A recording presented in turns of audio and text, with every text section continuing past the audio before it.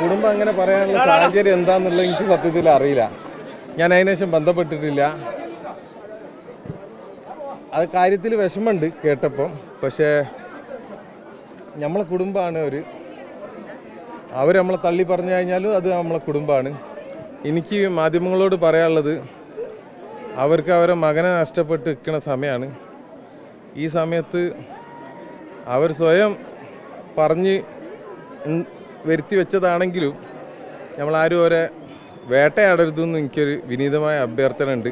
അവരുടെ വൈകാരികതയെ നിങ്ങൾ ചൂഷണം ചെയ്തു എന്നാണ് അവർ പറഞ്ഞത്. അല്ല, ഞാൻ എൻ്റെ ശൈലി ഇങ്ങനെ, എന്തായാലും എൻ്റെ ശൈലിയിൽ മാറ്റം വരുത്താൻ കഴിയില്ല. എനിക്കറിയില്ല. ഞാൻ ഈ ശൈലി തന്നെ ഇനിയും ആദ്യം മുതലേ എൻ്റെ നിലപാടുകളിൽ ഒരു മാറ്റമില്ല. ഞാൻ സംസാരിക്കുന്നത് ഇങ്ങനെയാണ്. ഇനിയിപ്പോൾ വേറെ രീതിയിൽ ഒരു സ്റ്റൈലിൽ സംസാരിക്കാറില്ല. ഞാൻ ഈ സ്റ്റൈലിൽ സംസാരിച്ചിട്ട് തന്നെയാണ് ഈ വിഷയം ജനശ്രദ്ധയിലെത്തിയത്. ഞാൻ എൻ്റെ ശൈലിയിൽ ഒരു മാറ്റം വരുത്താൻ കഴിയില്ലല്ലോ. നമ്മളെന്ന് പറഞ്ഞ ഒരു വ്യക്തി ഉണ്ടല്ലോ, ആ വ്യക്തിനെ മാറ്റി കഴിഞ്ഞാൽ പിന്നെ നമുക്ക് എന്ത് അതിലൊരു അർത്ഥമില്ല, ഒന്നുമില്ല. ആ കാര്യത്തിൽ ഓരോ ഭയങ്കര പ്രയാസപ്പെട്ടും കൊണ്ട് നിൽക്കുന്ന സമയമാണ് ഇപ്പോൾ. ഈ സമയത്ത് ദയവ് ചെയ്തിട്ട് ഈ മാധ്യമത്തിൻ്റെ മുഖാന്തരം ഞാൻ പറയാൻ ആഗ്രഹിക്കുന്നത്, അവർക്കൊരു അബദ്ധം പറ്റിയതിനിപ്പോൾ ഒന്നും ചെയ്യാൻ കഴിയില്ല. വിട്ടോ, അതൊക്കെ മകനെ ഏറ്റെടുക്കും എന്ന് പറഞ്ഞു കഴിഞ്ഞാൽ നാളെ ഞാൻ ആ കുട്ടീനെ എടുത്തിട്ട് അങ്ങോട്ട് പോകുമോ? അങ്ങനെയാണോ അതിൻ്റെ അർത്ഥം? അതൊരു ഇതാണ്. അതായത് അർജുൻ്റെ ഫാമിലിക്ക് എന്താണ് ആവശ്യമുള്ളത് നമ്മൾ ഓരോ കൂടെ നിന്ന് ചെയ്യും. ഇനി അവർക്ക് നമ്മൾ ആവശ്യമില്ലേ, നമ്മളവരെ ശല്യപ്പെടുത്താൻ പോകുന്ന അർത്ഥമില്ല. അങ്ങനെ പോകുന്ന ആളുമല്ല, അവർ വലിഞ്ഞു കയറി ചെല്ലുന്ന ആളുമല്ല. നമ്മൾ ഈ കുടുംബത്തിനെതിരെ വ്യാപകമായിട്ടുള്ള സൈബർ ആക്രമണം നടന്നുകൊണ്ടിരിക്കുകയാണ്. അത് താങ്കളെ സപ്പോർട്ട് ചെയ്തുകൊണ്ടും കുടുംബത്തെ എതിർത്തുകൊണ്ടുമാണ് ഈ സൈബർ ആക്രമണം എന്ന് പറയുന്നത്. അപ്പോൾ അത്തരത്തിലുള്ള ആളുകളോട് എന്താണ് താങ്കൾക്ക് പറയാനുള്ളത്? സൈബർ ആക്രമണം നടത്തുന്ന ആളുകളോട് അതാണ് ഞാൻ പറഞ്ഞത്. അത് എന്താണ് ഞാൻ വീണ്ടും പറഞ്ഞത്, നമ്മൾ എന്താണ് ഇപ്പോൾ ഇവിടെ സമൂഹത്തിന് കാണിച്ചു കൊടുക്കുന്നത്? ഒരു ലോകം അറിയപ്പെടുന്ന ഒരു വിഷയത്തെ അസാധ്യം പറഞ്ഞ വിഷയത്തെ സാധിച്ചിട്ട് അതിൽ അഭിമാനം കൊണ്ട് നിൽക്കുന്ന ഒരു സമയത്ത് ചേരിതിരിഞ്ഞ് നിന്നിട്ട് ഞാൻ ആ ചേരിതിരിവിലേക്ക് ഭാഗമാവാൻ ഞാനോ എൻ്റെ ഫാമിലിയോ ആഗ്രഹിക്കുന്നില്ല.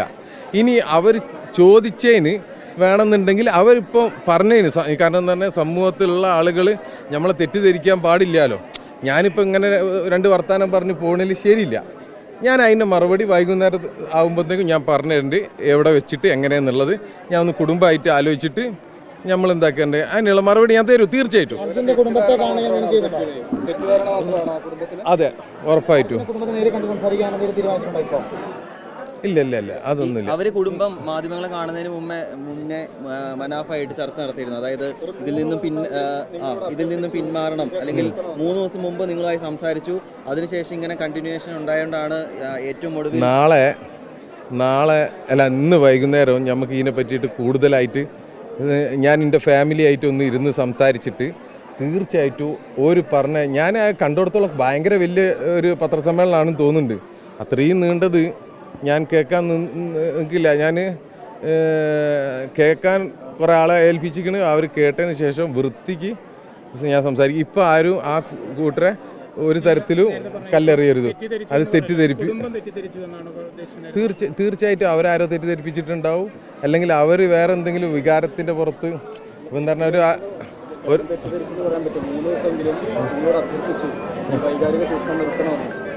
അല്ല എൻ്റെ ശൈലി ഞാൻ ഇതൊക്കെ കഴിഞ്ഞതിന് ശേഷമാണല്ലോ ഇങ്ങനെയൊക്കെ പറയണത്. ഞാൻ ഈ ശൈലിയിൽ നിന്ന് എന്തെങ്കിലും ഇപ്പോൾ ഇപ്പോൾ ഈ മാധ്യമപ്രവർത്തകർ എന്നെ കാണുന്ന മുതൽ ഈ സമയം വരെ എൻ്റെ ശൈലിയിൽ എന്തെങ്കിലും മാറ്റം വന്നതായിട്ട് നിങ്ങൾക്ക് തോന്നുന്നുണ്ടോ? ഞാനിങ്ങനെ തന്നെ. എനിക്ക് ഇതിൽ വേറൊരു വികാരവും മറ്റേ അങ്ങനത്തെ ഒരു അതിർവരമ്പുകളൊന്നും എനിക്ക് അറിയുന്ന ആളല്ല. ഞാൻ അത്ര എഡ്യൂക്കേറ്റഡ് ആളൊന്നുമല്ല. എനിക്കറിയുന്ന രീതിയിൽ ഞാൻ സംസാരിച്ച്. പക്ഷേ നമ്മൾ ആരും ഇതിനെ ഒരു വിവാദത്തിലേക്ക് പോകേണ്ട ആവശ്യമില്ല. അത് ആ ഫാമിലിക്ക്, നമ്മളെ ഫാമിലി അല്ലേ. ഞാൻ ക്ഷമിച്ചിരിക്കണേ അവരോട്. ഈ ലോറി ഉടമ മുബീന് ഏച്ചി, ഞാൻ എൻ്റെ വീടാ, ഞാൻ അവിടുത്തെ കുടുംബനാഥനാ. ഇനി അതിൽ മുബീൻ്റെതായി എൻ്റെതായി ഇവർക്ക് എന്താ ഞാനൊരു മനുഷ്യത്വപരമായിട്ടുള്ളൊരു പെരുമാറ്റമല്ലേ പെരുമാറിയത്. ലോറി ഉടമ എൻ്റെ അനിയൻ തന്നെയാണ്. അത് RC ഓണർ. എൻ്റെ വീട്ടിലെ എല്ലാ വാഹനങ്ങളും അവൻ്റെ പേരിലാണ്. വാഹനപ്രാന്തനാണ്, ഞാൻ എല്ലാ സ്ഥലത്തും പറയണതാണ്. അങ്ങനത്തെ അതിലിഞ്ഞിപ്പോൾ എന്താ നമ്മളെ കുടുംബം എന്തിനാ അങ്ങോട്ടും ഇങ്ങോട്ടും തെറ്റിക്കുന്നത്? എന്താ ആവശ്യമുള്ളത്? ഞാനും എൻ്റെ അനിയനും എൻ്റെ ഉമ്മ, നമ്മളൊരു രസമുള്ള ബ്യൂട്ടിഫുൾ കുടുംബം. ദയവ് ചെയ്തിട്ട് അതിനെ എല്ലാവരും കൂടിയിട്ട് ഞമ്മക്കുള്ളിൽ എന്തിനാ തല്ലുണ്ടാക്കിക്കുന്നത്? നമുക്ക് അങ്ങനെ ആവില്ല.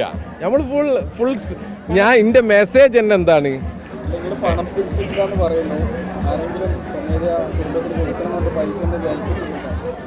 ഏൽപ്പിച്ചിട്ടുണ്ടെങ്കിൽ ഞാൻ ഈ മാധ്യമത്തിനോട് വന്ന് പറയും. ഇതുവരെ ആരും നമ്മളെ അങ്ങനെ മോശക്കാരനായി കാണില്ല. ഞാൻ ചോട്ടാ മോട്ട എന്തായാലും നക്കാപ്പിച്ചക്കാരനല്ല. എന്തായാലും പ്ലീസ്, അത്ര ഒന്നും ഇതായിട്ടില്ല. ഈ ഒരു മൊത്തം സംരംഭം 5 പൈസ പിരിക്കാതെ ഞാൻ കൊണ്ടുപോയ ആളാണ്. അപ്പോൾ എന്നെ സംബന്ധിച്ചിടത്തോളം ഇപ്പോൾ തൽക്കാലം 2 തലമുറക്കൊക്കെ ഉള്ള നമ്മളെ വാപ്പന ഉണ്ടാക്കിയിട്ടിരിക്കണ്.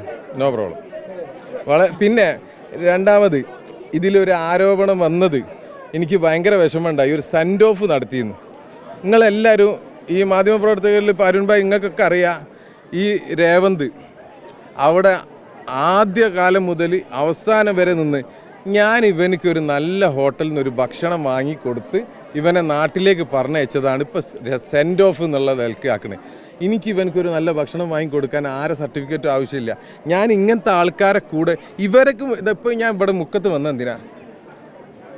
എൻ്റെ ഒരു പ്രതിസന്ധി ഘട്ടത്തിൽ, എൻ്റെ പ്രതിസന്ധി പറഞ്ഞാൽ അർജുനെ നമുക്ക് നഷ്ടപ്പെട്ട് നിൽക്കുന്ന സമയത്ത് ഈ നാട്ടിലെ ഒരു പറ്റം ചെറുപ്പക്കാരവിടേക്ക് ഒരു ലാഭേച്ഛ ഇല്ലാതെ വന്നിട്ട് അവർ നടത്തുന്ന ഒരു പരിപാടിക്ക് അവർ വിളിച്ചത് പ്രകാരം ഞാൻ വരികയാണ്. ഞാൻ എൻ്റെ ശൈലി ഇങ്ങനെ, ഞാൻ ഈ താഴേക്കടുള്ള ആളുകൾക്കാണ് എന്താക്കണത് പ്രാധാന്യം കൊടുക്കണത്. നമ്മളിപ്പോൾ ഈ കാര്യത്തിൽ വിജയിച്ച ആളാണ്.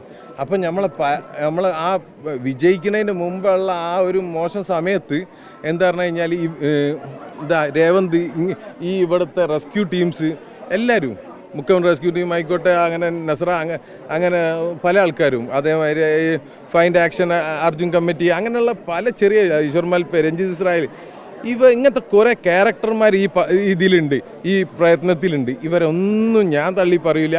ഞാൻ ഇവനക്ക് എൻ്റെ പൈസക്ക് ഒരു ഭക്ഷണം വാങ്ങിക്കൊടുത്താണ്. അത് ഞാൻ ആ അമ്മനോട് അറിയാതെ അബദ്ധത്തിൽ ഞാൻ പറഞ്ഞുപോയി, ഞാൻ ഓനെ യാത്ര ആക്കുകയാണ്. അതിന് ഇംഗ്ലീഷിൽ പറയും സെൻഡ് ഓഫ്, അതിൻ്റെ മലയാളം വേർഡ് യാത്ര അയക്കുന്നതാണെന്ന് ഞാൻ വിചാരിക്കുന്നത്. അത് ഞാൻ പറഞ്ഞുപോയി.